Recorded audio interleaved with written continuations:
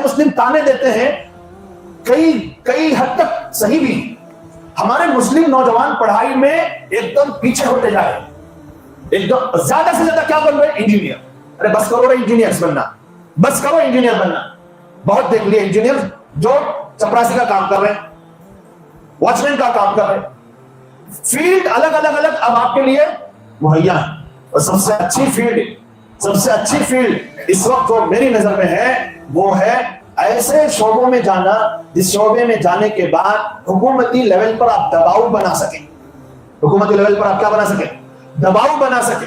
بڑے بڑے آفیسرز مسلمان نوجوان بن سکتے ہیں لیکن پڑھتے نہیں.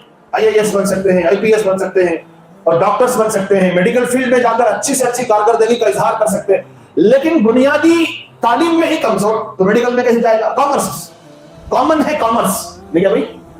سب سے آسان کیا ہے؟ کامرس لے لو. اور میڈیکل فیلڈ میں کون جا رہی ہے؟ لڑکیاں جا رہی ہیں. میڈیکل فیلڈ میں لڑکیاں جا رہی ہیں. لڑکے کہاں ہیں؟ ان کے پیچھے.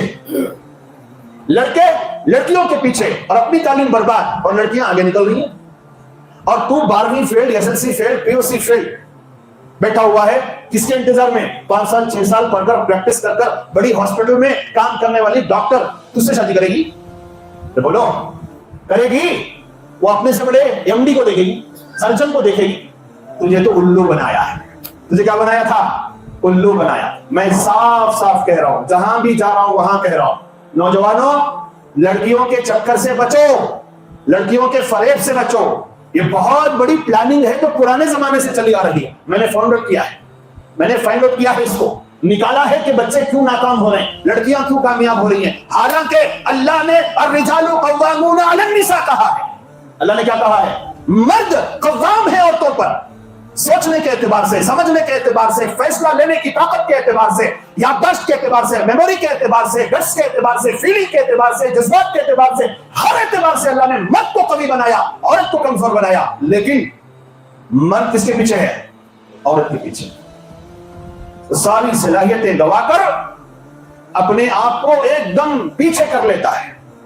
ورنہ سخت لونڈا بن کے اگر پڑھنے پہ کھڑا ہو گیا کوئی, ایسے بھی نمونے ہیں, ایسے بھی نمونے پگھلتے نہیں, اداؤں سے پگھلتے نہیں. سخت لونڈا بنو, اللہ نے حلال بیوی دینی ہی دینی ہے, تو تب تک تھوڑا سا کیا کر لو, صبر کرو.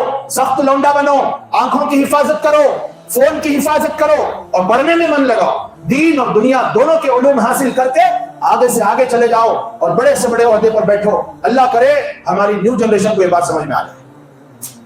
بہت تمنا ہے مسلم ڈاکٹرز کو دیکھنے کی, بہت تمنا ہے IAS آفیسر مسلم دیکھنے کی, بہت کم ہے.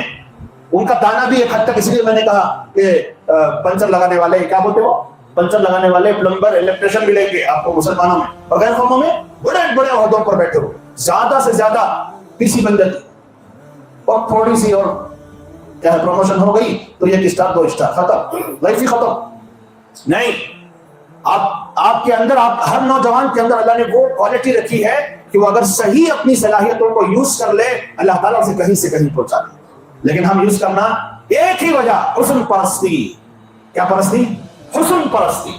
گوری چمڑی دیکھی نہیں حضرت پسل گئے, گوری چمڑی دیکھی نہیں کہ حضرت پسل گئے, اور گئے, اپنا فیوچر بھی گیا, سب برباد ہو گیا. آخری میں ماں باپ کی تھوتھا پر وہ کچھ کر لیتا ہے, کہیں پینٹ مار لیا, کہیں جگاڑ کر لیا, کہیں پلمبنگ کر لیا, اور کسی کے ساتھ جا کے الیکٹریشین بن گیا, ختم. زیادہ سے زیادہ کیمرہ لگانے والا بن گیا. یہ ہے تمہاری جوانی کا صلہ. تمہارے ماں باپ نے اتنے پیسے تمہارے اوپر اس لیے خرچ کیے تھے, ان کی جوانیاں تمہارے اوپر نچھاور کر دی. تمہارے ماں باپ نے تمہیں پالنے کے لیے, تمہیں پوسنے کے لیے, تمہیں پڑھانے کے لیے باپ دن رات کتے کی طرح محنت کرتا رہا, جھوٹ بول کر کمایا, دھوکہ دے کر کمایا, خود کو جہنمی بنایا. بہت بڑا جملہ کہہ رہا ہوں میں. باپ کبھی کبھار تو خود کو جہنمی بنا لیتا ہے. اس کے لیے, بیٹے کے لیے. بیٹا کیا بن رہا ہے؟ عیاش, نشیڑی, گنجیڑی, اور ماں باپ کے حقوق تلف کرنے والا, اور قوم کے لیے غیر نافع, نفع نہ پہنچانے والا. تو ارادہ کرو نوجوانوں جتنے بھی ہیں کہ جو پڑھ رہے ہیں وہ سخت لونڈا بن کر پڑھیں گے انشاءاللہ. اور جو نیو جنریشن ہے, ماں باپ کی ذمہ داری ہے کہ ان کا پورا فوکس کس پر رکھوائیں؟